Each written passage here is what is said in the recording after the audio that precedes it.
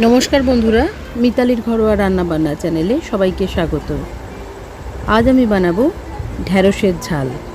गरमकाले जे समस्त सब्जी सब समय पाওয়া যায় तार मध्य ढेঁড়স अन्यतम। ढेঁড়স दिए नानान रकम किछु बानानो যায়, किन्तु आमी मने करी ढेঁড়সের এই पदटी सबचेয়ে उपादेय एबं सुस्वादु। एरकम करे आपनिও একবার অবশ্যই বানাবেন। এর জন্য প্রথমেই বেশ খানিকটা ঢেঁড়স নিয়ে নিয়েছি।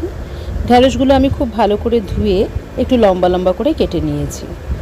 আর একটা বড় সাইজের পেঁয়াজ এবং একটা বড় সাইজের টমেটো আমি গ্রেট করে রেখেছি। নিয়েছি 3 লঙ্কা। কড়া গরম করে প্রথমেই সরষের তেল দিয়েছি। এই রান্নাটা পুরোপুরি সরষের তেলে হবে, যেহেতু ঢেঁড়সের ঝাল এটা খেতে অনেকটা মাছের ঝালের মতো লাগবে। ঢেঁড়সগুলোকে এই তেলের মধ্যে ভাজবো।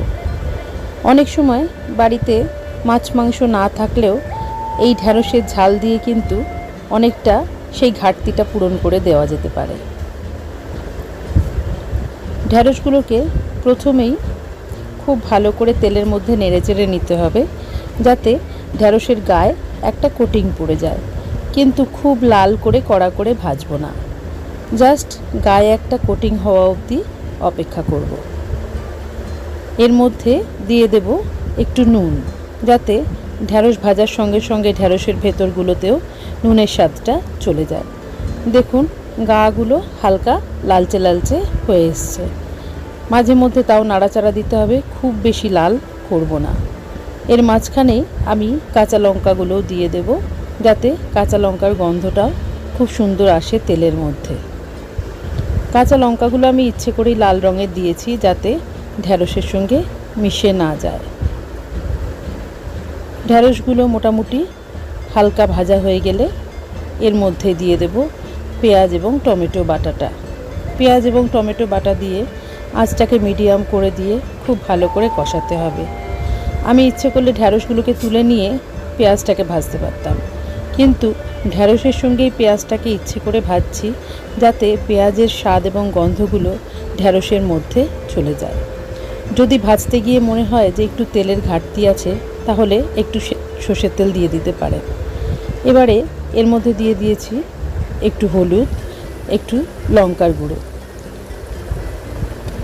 মশলাগুলো খুব ভালো করে পেঁয়াজের সঙ্গে তেলের মধ্যে নাড়াচাড়া করতে হবে, যাতে সুন্দরভাবে মিশে যায় পুরোটা।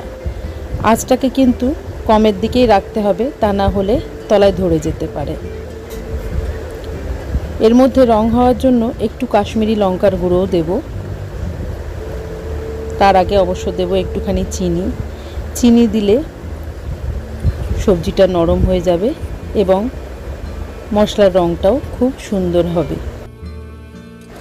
মাত্র 5 থেকে 10 মিনিটের মধ্যে ঘরে থাকা সামান্য কয়েকটা উপকরণ দিয়ে খুব সুস্বাদু এই ঢেঁড়সের ঝাল তৈরি হয়ে যায়। কাশ্মীরি লঙ্কার গুঁড়োটা দিয়ে দিলাম, যাতে তরকারির রঙটা সুন্দর হয়। আপনি ইচ্ছে করলে ঝাল লঙ্কার গুঁড়ো আরও একটু বেশি পরিমাণে দিতে পারেন।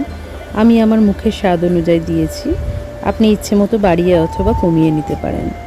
মশলাটা কষাতে কষাতে যদি কড়ার নিচে লেগে যায়, তাহলে একটু জল দিয়ে দিতে হবে, যাতে মশলাটা সুন্দরভাবে নরম হয়ে ঢেঁড়সের সঙ্গে মিশে যায়। কিন্তু খেয়াল করে দেখবেন, এত নাড়াচাড়া হলেও একটি ঢেঁড়সও কিন্তু ভেঙে চুরে যাচ্ছে না। তার কারণই হচ্ছে ঢেঁড়সটা প্রথমে তেলে খুব ভালো করে নেড়ে নিয়েছিলাম, তাই একটা ঢেঁড়সও ভেঙে যাবে না, গোটা থাকবে, অথচ সুন্দরভাবে সেদ্ধ হয়ে যাবে। আমার এই রান্নাটা যদি আপনাদের ভালো লেগে থাকে বন্ধুরা, তাহলে অবশ্যই আমার চ্যানেলটাকে সাবস্ক্রাইব করে নেবেন আর বেল আইকনটাকে প্রেস করে দেবেন, যাতে সব নোটিফিকেশান আপনার কাছে পৌঁছে যায়। আর একটা লাইক দিয়ে শেয়ার করে কিছু কমেন্টস করলে আমার খুব ভালো লাগবে। ঢেঁড়সগুলো ভাজা ভাজা হয়ে গেলে পরিমাণ মতো জল দিয়ে ফুটে উঠলে একটা ঢাকা চাপা দিয়ে দেব। মিনিট 2-3 বাদেই ঢাকাটা খুলে দেখতে হবে কি অবস্থা। এখানে দেখুন ঢেঁড়সটা কিন্তু সম্পূর্ণ সেদ্ধ হয়ে গেছে, আর কাইটাও খানিকটা মরে এসেছে।